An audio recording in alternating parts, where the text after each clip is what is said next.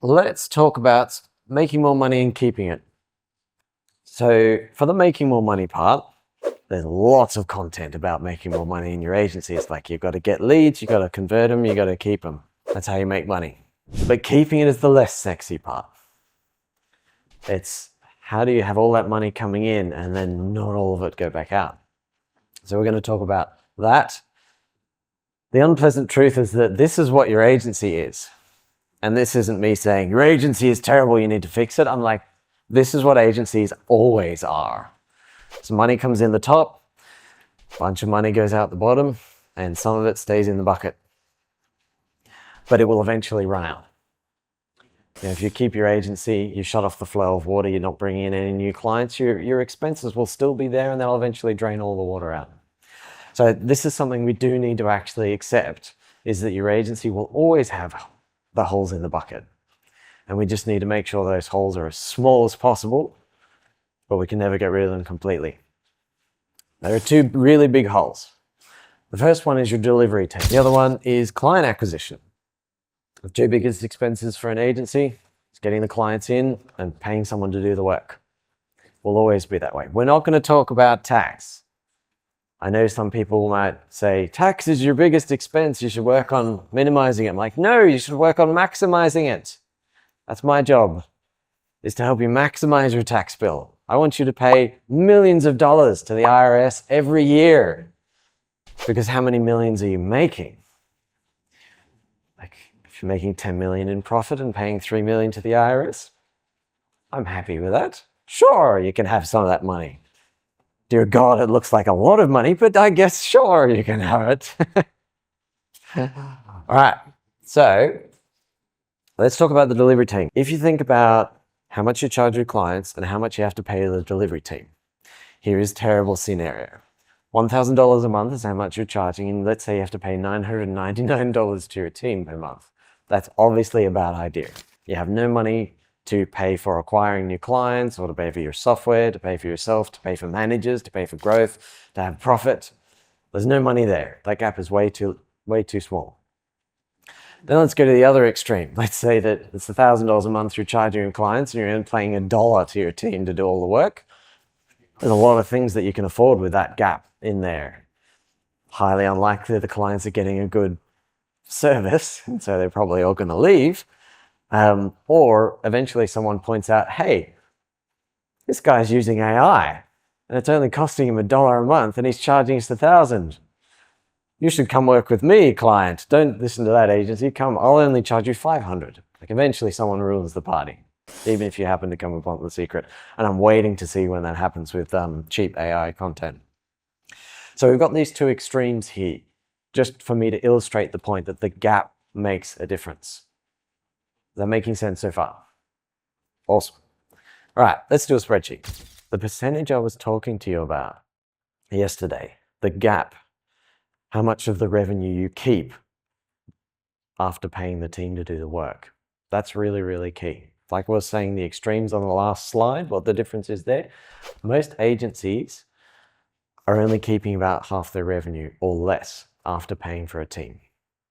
And it usually starts because most of us started as freelancers or consultants in some form. And in the beginning, we were like, sure, I'll do that for $25 an hour. I'm happy to help you with that. Or $50 an hour.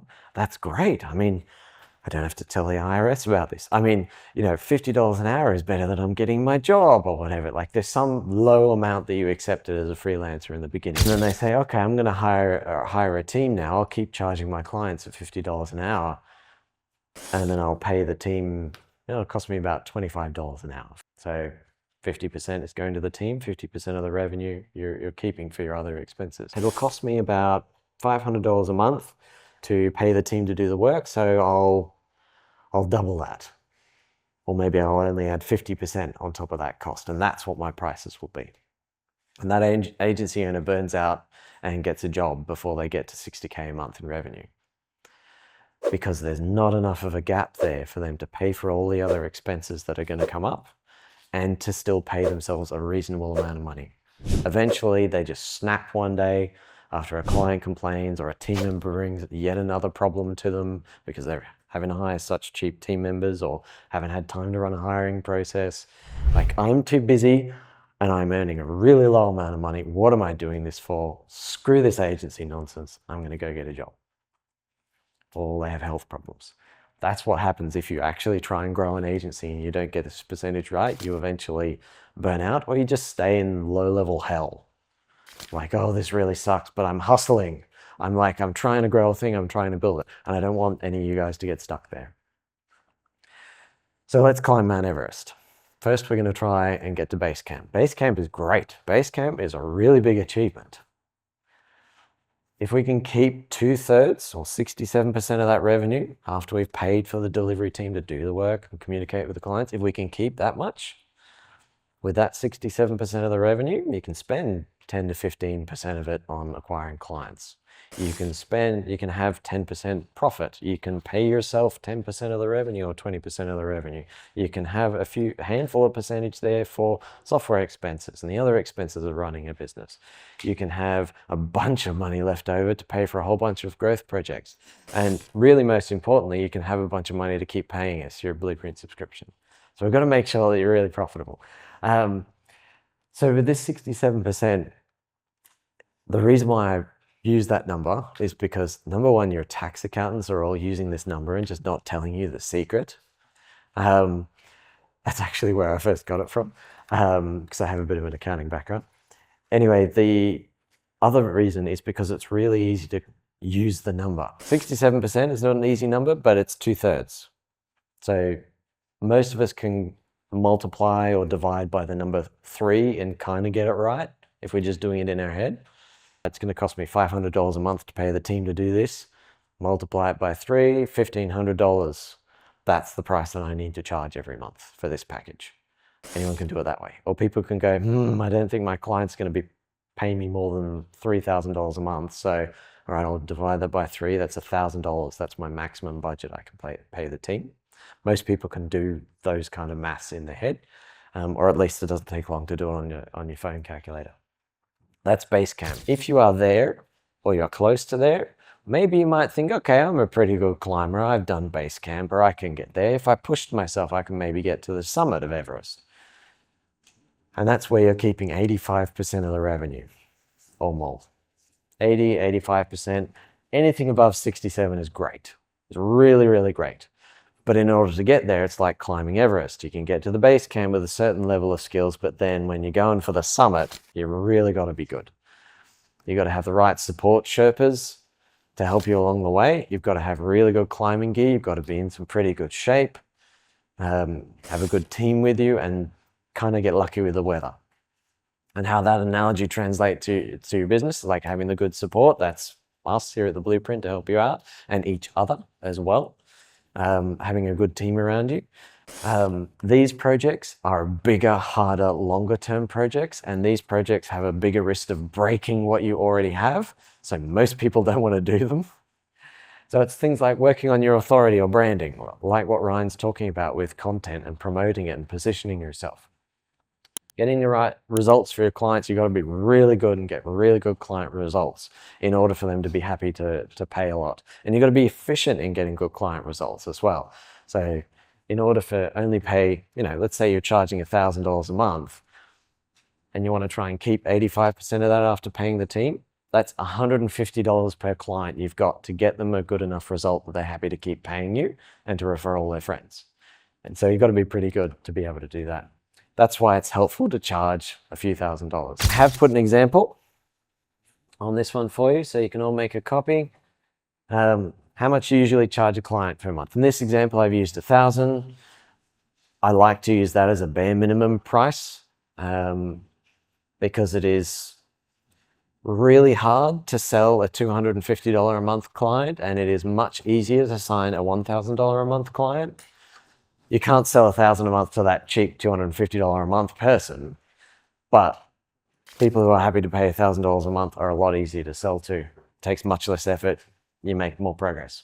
So let's say you're charging clients $1,000 a month.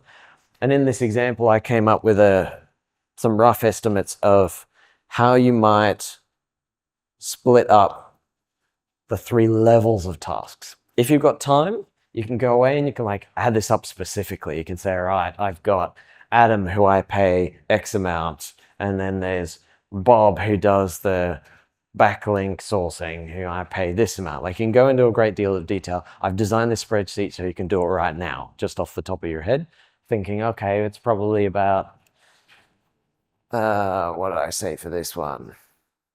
5 hours a week times 4.33 weeks in a month. There are not 4 weeks in a month, there are 4.33. It trips people up all the time.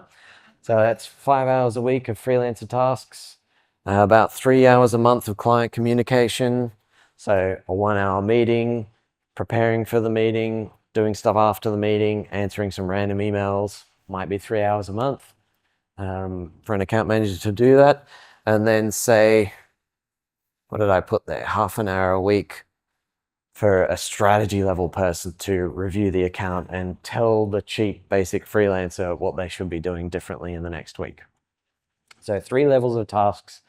This kind of split works for a lot of different marketing agencies. All right. So like I said, you feel free to build this out into a bit more complicated level of detail for these 3 rows. I just want to make sure you get the basic idea. This percentage is the percentage you keep that I'm talking about. Remember, base camp is 67, and anything higher than that is great. If you can get above 80, congratulations, plant your flag. And so I've automated the color coding. It's like yellow is like, oh, it's not very good, but you can, you're getting close. Green is around about 67, and then there's like a purple color if you're above 80. It checks that you put all the costs. And then there's some advice about like what to aim for next that automatically pops up. I just put very, very simple spreadsheet because I want to make sure you guys can do this. How to make sure you're somewhere between these 2 extremes and you're the right level up Mount Everest. And you've got an idea about, from this slide, what you can focus on next that it can help you get there. One last point to drive this home is, imagine if like you're at 50% or whatever, like you increase the percentage you keep from say 50 to 60. It goes up by 10.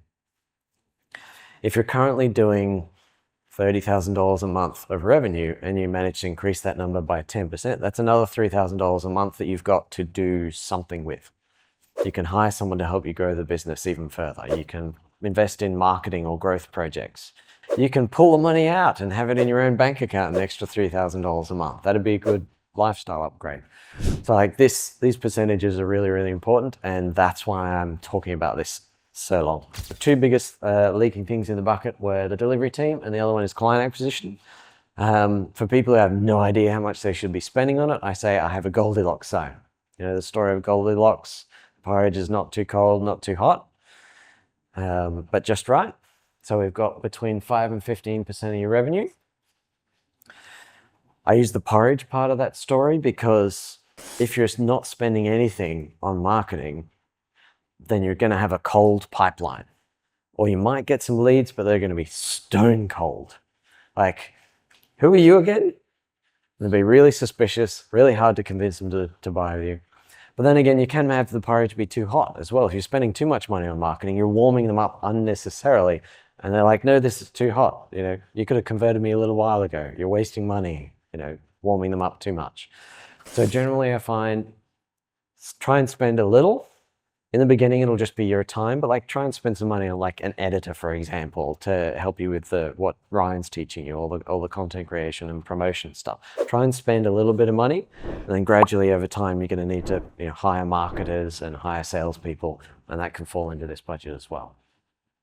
The main thing I see is that people are too low and they're not doing anything and they're wondering why they're not growing, or they're spending too much and they're just wasting their money. So keeping in there is helpful. So you've got to make sure that you're able to pull out enough so that you're happy focusing on this one thing and you don't get distracted by other opportunities. You also don't want to pay yourself too much that you starve the business of the cash it needs for growth. So it's a bit of a balancing act. Keep that in mind. If you want a more specific advice, I'd have to look at your specific numbers. But just keep that balance in mind and you'll be fine. And then savings buffers. I usually recommend 1 to 3 months of expenses or 1 month of revenue to be sitting in an account. For most people, that helps them sleep at night. That helps them not freak out when stuff happens. Oh no, a client canceled, I'm ruined, I'm going to have to go get a job. That's very distracting, all of those feelings. Who'd have feelings? A lot. So if you have savings, you're like, okay, a client left. Yes, it hurts. Yes, we screwed up. Or no, we didn't screw up and I can't understand why they're leaving us. You'll get a little bit distracted, but it won't be a massive thing that derails your performance and makes your life awful. Having a savings buffer changes the emotional roller coaster of business into the emotional roller coaster of business. And it's a much easier ride. You're less likely to get off or throw up. So 1 to 3 months or 1 month of revenue, you may find that the number is different. We all have different levels of conservativeness. Your mileage may vary. All right, so 2 final ideas. The point of this presentation was making money and keeping it, especially keeping it. And there's a system called Profit First that can be very handy. For a lot of people, I say, get a bookkeeper, look at your financial statements, look at your profit and loss, use that to see how your business is changing over time. But for some people, that doesn't work. It's not particularly inspiring, or it's like actively repels them. But Profit First is a system that can help you make good spending decisions by kind of removing the option to spend too much. The money from clients comes into one bank account, and then twice a month you split the money that's in that bank account to a few other bank accounts. Your operations expenses, your saving, your owner pay, your profit. 4 different accounts. And then you can only spend what's in those other bank accounts. And your operations account is the only money that you can spend on your team, your marketing, your software, all that kind of stuff. There's no money in there for you to accidentally overspend. The amount you pay yourself, there's only so much in that account that you can pull out. The savings amount, the tax amount, your taxes set aside. Isn't that lovely? You know, the tax accountant says this is what your tax bill is, and you just pay it. There's no stress of like, oh God, I've got to sign up some more clients. When's the deadline? Can we get a payment plan? Again, roller coaster of business to roller coaster of business. Makes it a bit more bearable. So Profit First can be helpful. For people who don't want to think too much about their numbers or about spending decisions, or for people who find it difficult to think before they spend, or they get distracted, or they get emotionally motivated to spend and like make short-term decisions or spontaneous decisions, Profit First is a fantastic system. Anyone with ADHD may find that Profit First stops you from going broke all the time. Another idea is do a quarterly expense check. Every quarter, just like read through your bank statement or your credit card statement, or if you've got bookkeeping, go through all your expenses and just go look at each one and say, do I need that? Could I swap it? Could I replace it? Could I reduce it? Could I pause it? Those are the 5 different options. Increase is the surprising one you might not have expected me to put there. But if you've got a marketing strategy that's working to generate you leads, are you going to cut, reduce, or replace that one? Or are you going to increase that one? Hey, Ryan here. Hope you liked that video. If you want more, check out these 2 videos right here on the screen.